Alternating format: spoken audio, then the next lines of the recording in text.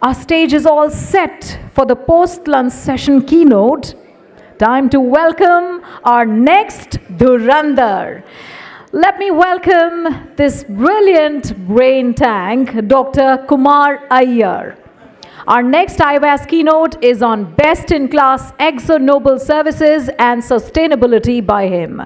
Commercial Director, ASC Southeast South Asia, AkzoNobel India. We welcome you, sir.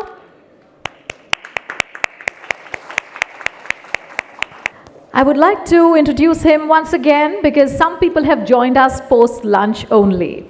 So he's the Regional Commercial Director for the Automotive Specialty Coating business for Southeast South Asia, including ANZ. Prior to this area, he was Senior Vice President for the Industrial Business in Adhesives Salience at Pidilite Industries Limited. Dr. Kumar Iyer has done his doctorate in polymer surface coatings from Institute of Chemical Technology and has worked with multinational companies like ICI Paints, DuPont Performance Coatings, and Covestro Chemicals in various capacities. He has a strong technical background and a rich experience of 29 years in P&L ownership, driving sustainable and profitable growth for B2B businesses in industries and chemicals for coatings, adhesives, and specialities.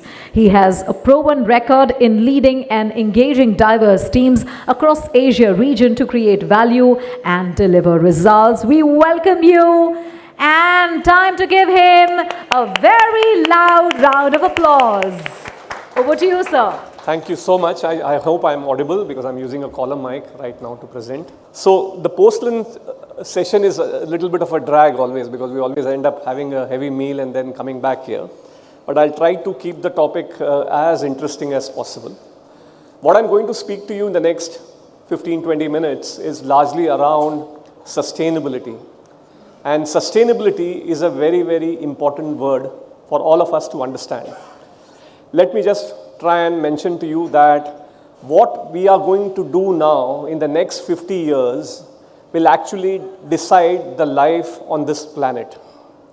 That's the way the impact is, and that's why for each one of us, in whichever organization we are, we need to understand the true essence and value of sustainability. So I'm going to give you a little bit of a glimpse on my company in terms of what we do around sustainability and try to then relate it back to the body shop business or the auto OEM business, what we do in the marketplace, so that you can try to get the dots together. So let me just first start by mentioning about who leads this entirely in the global scenario. It's always the European body, the European coatings body, which actually leads this. But I am pleasantly surprised to see that SEBI in India, okay, which is also making it very mandatory now for more than 1,000 public listed companies to actually give a sustainable report. That is largely because it's mandatory now for a public listed company to give a report on sustainability. At the same time, the private limited companies are actually doing too much into it, so I think there's no regulation, but it is all bound to come. So when we are talking about compliance, I think the compliance is going to increase as the years goes by, and I think it's very, very important for us to understand the gamut and the perspective of sustainability here. So from AkzoNobel perspective, we are a European company based out of Netherlands. It's a large giant company. I said we are among the top 3 global companies. Right now, we participate into aerospace, we participate into automotive, vehicle refinish, electronics, a lot of areas where we participate. But I think for each of these companies, we have something called as a global target. Our 2030 ambition is already crystallized in terms of understanding how much are we going to reduce on our carbon emissions, which is not only AkzoNobel as a company, but also includes the suppliers of AkzoNobel. We are going to use 100% circular material, which is either reduce, reuse, or recycle. That's going to be 100%. And then we are also taking care of the CSR part to a large extent, which is a part of the sustainable business, by bringing in more local communities together and empowering them to a large extent. We try to do the same also in India across the AkzoNobel plants, what we have at Mohali, what we have at Gujarat, what we have at Gwalior. So we try to imbibe the same principles here in the marketplace. A quick understanding on where we stand right now. As I'm talking about, it's already end of 2025. But if you look at the numbers, actually, we know that against the target of 50% in terms of use of our own, reducing our own carbon emissions. We are already sitting at 41% right now. If you look at the value chain, we have been starting to work with the value chain to reduce the carbon emissions. We are trying to use more and more circular materials, which is reusable and stuff like that. And in terms of community building, we are trying to build the community per se. Now, what has this given us? Actually, you need to understand that there are certain measures, which are neutral bodies, which are really monitoring this on a global level. There is something called as MSSCI, which is nothing else but Morgan Stanley report, which normally rates these global companies in terms of rating. So get a AAA rating means we are on the highest. There's a rating between AAA and CCC, the lowest, the AAA being on the highest. Or you look at companies like EcoVadis, which talks about being on the top 1% company. That means we are in the platinum group of companies which is really working towards sustainability in a large manner. The same thing in terms of low risk rating on Sustainalytics, which is also a third party company, which talks about how the performance of AkzoNobel has been on a global level. Now, it is very important to understand how do we really reduce carbon footprint in the full chain, actually. Okay? And let me just try to show you on how the impact is to a large extent. So here you have written the AkzoNobel is in the middle, which says scope 1 and 2. And then you have suppliers, which is scope 3. Then you have customers, which is scope 3, and the end of life, which is scope 3. I'll take a few seconds to just explain to you what scope 1 and scope 2 means. Scope 1 means what is being used inside your plant. That is the scope 1. The scope 2 means something which is indirect, like for example, electricity or anything of a fuel use. That is all coming in scope 2. And the scope 3 is something where we are looking at supply chain and the partners and how they are working on that perspective. So when I say the entire sustainable calculation which goes for AkzoNobel Global, the scope 1 and scope 2 are having the least impact right now for us because already we have started moving towards scope 3, which is the suppliers, and the same time also forward looking in terms of the customers per se. Now try and relate it back to what I have said in the beginning actually. Sustainability may be a large buzzword for all of us, like the same like software-driven vehicles.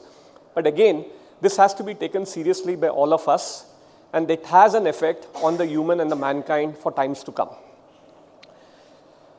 From a body shop perspective, I think I'm trying to relate it back to the body shop part to a large extent. You will see that for a body shop, the scope 1 and 2 still is a larger element right now. We can say that roughly 21% of the carbon dioxide emission which happens is largely coming in from body shop activities. At the same time, you also have a left side and a right side. So you look at it from a perspective, who supplies to the body shop? We have coating suppliers, we have parts suppliers, we have other sort of suppliers which come in to a large extent, and they are in the scope 3. But ideally also you're forward looking to where whom you supply the cars or you supply this, they are also coming in scope 3. And then there is something called as end-of-life coatings, which is nothing else but reducing your wastage.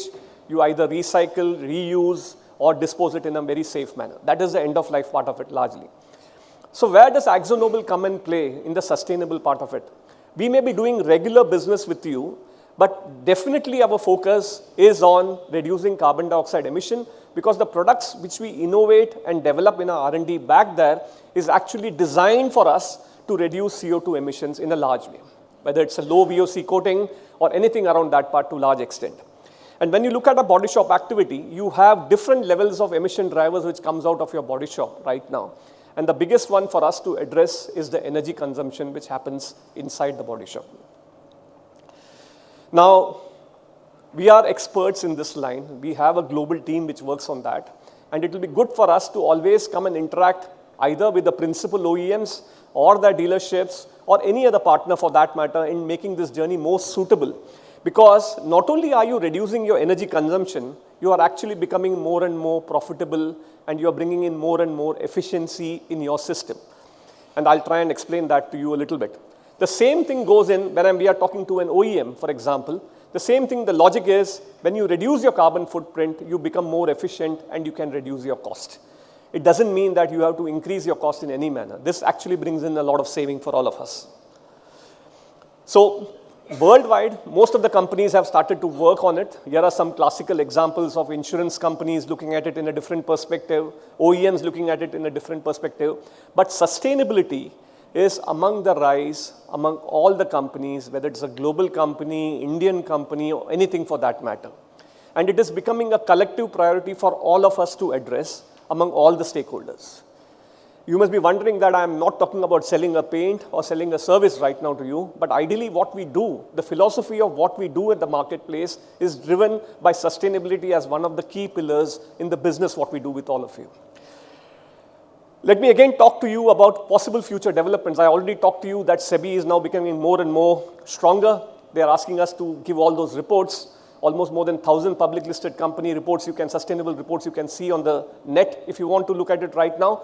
And it is getting more and more aggressive because India as a country also has a target on sustainability.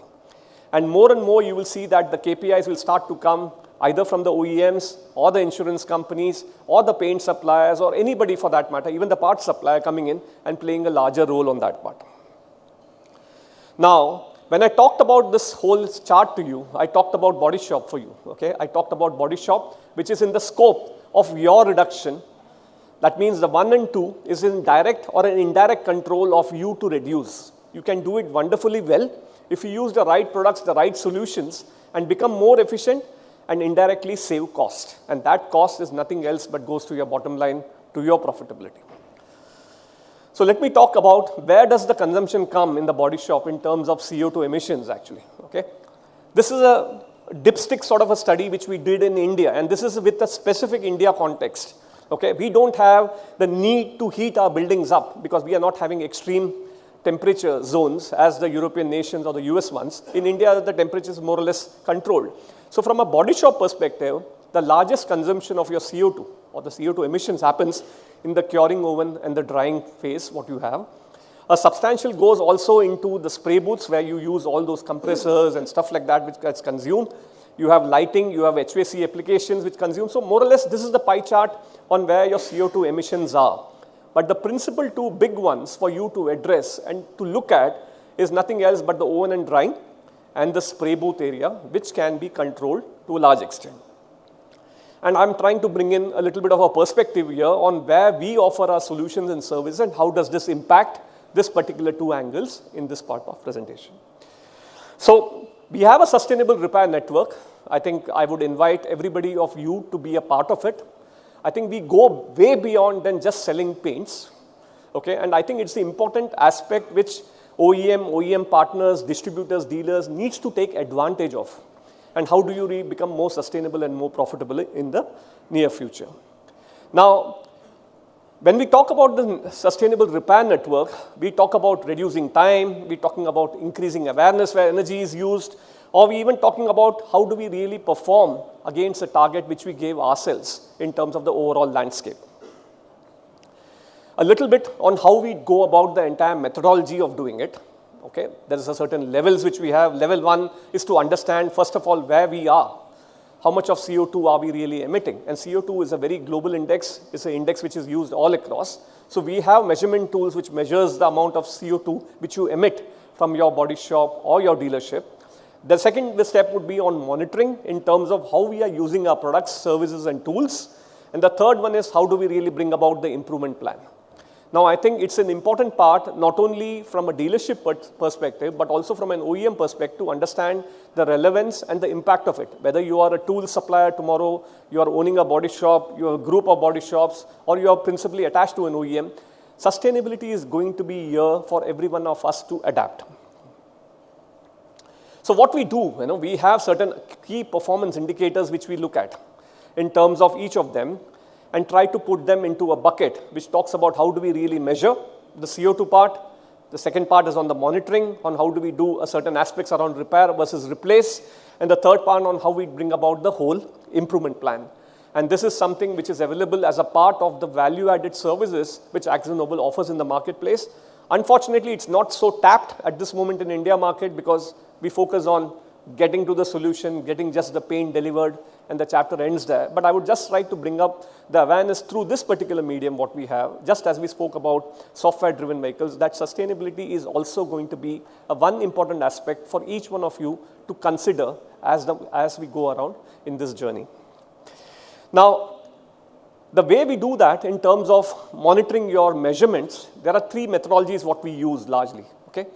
We identify something called as through the 4R pulse, which is nothing else but repair, recycle, reuse, and reduce.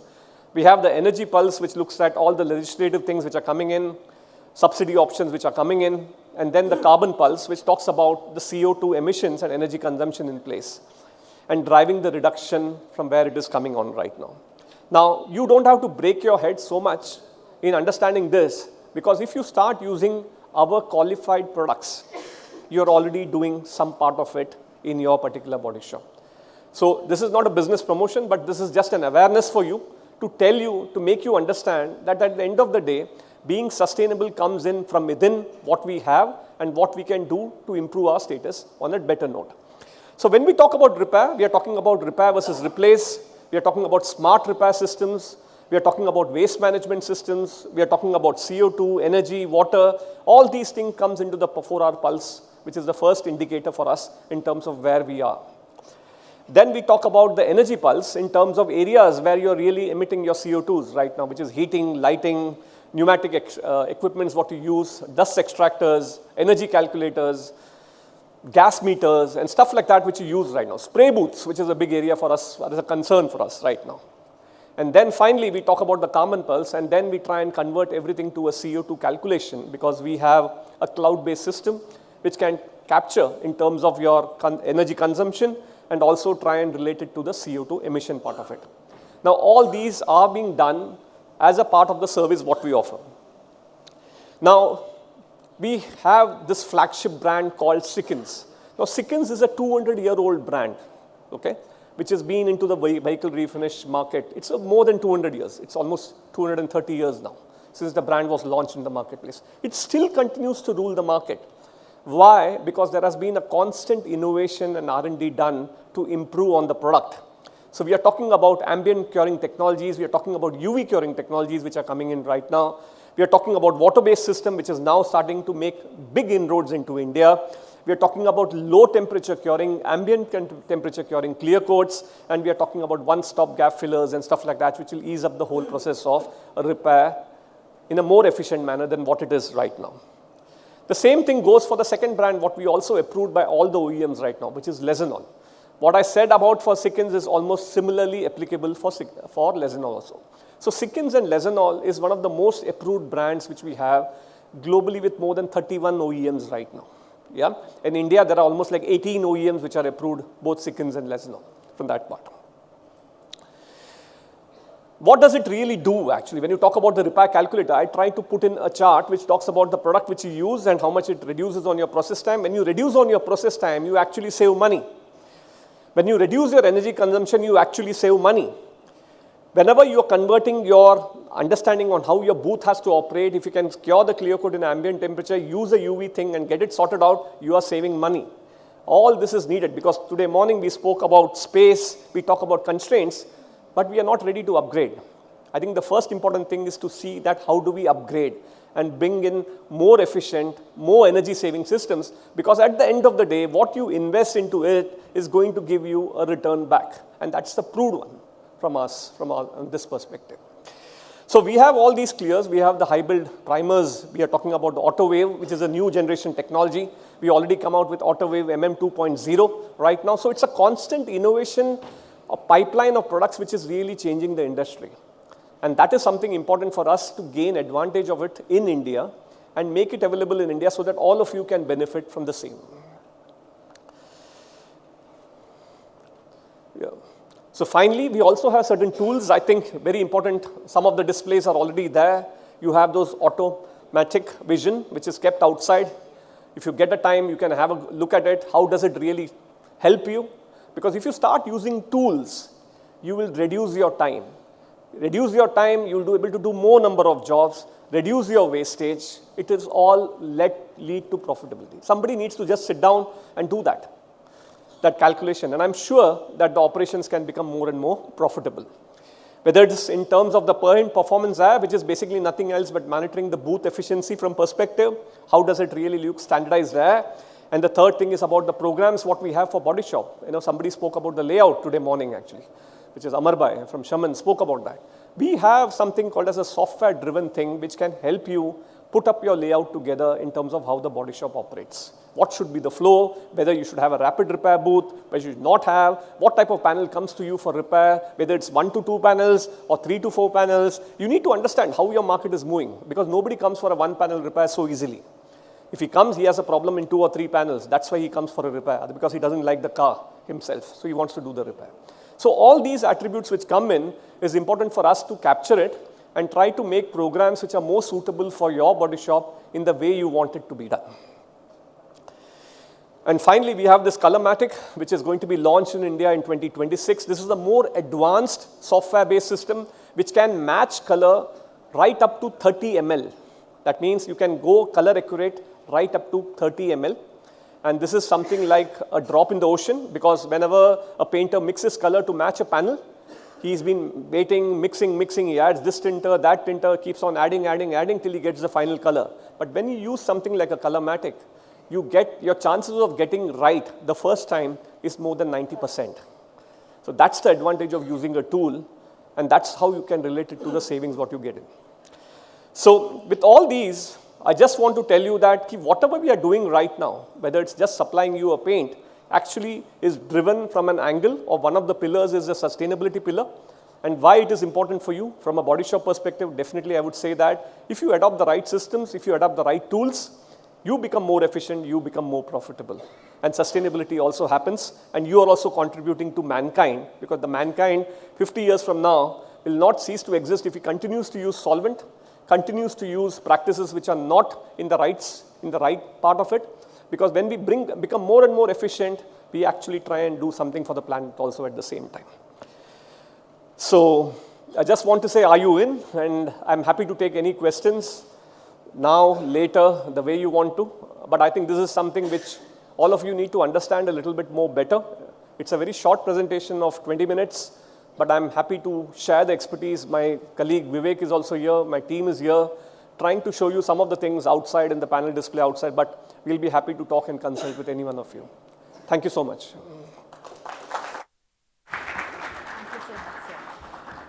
Any questions? So as I was telling that earlier, he was a part of a panel and he was having dialogues with all of you. But this time it was a very focused vision, and I hope you all enjoyed it. And we all need to give him a loud round of applause for this wonderful presentation that he shared with all of you. Thank you so much.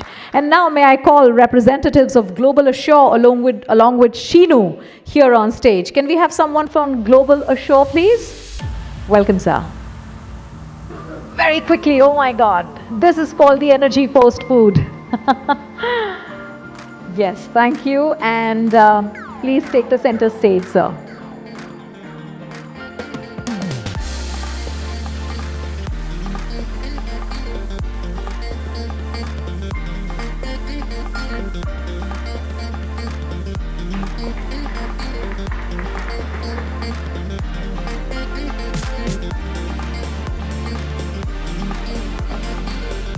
Thank you so much, everybody.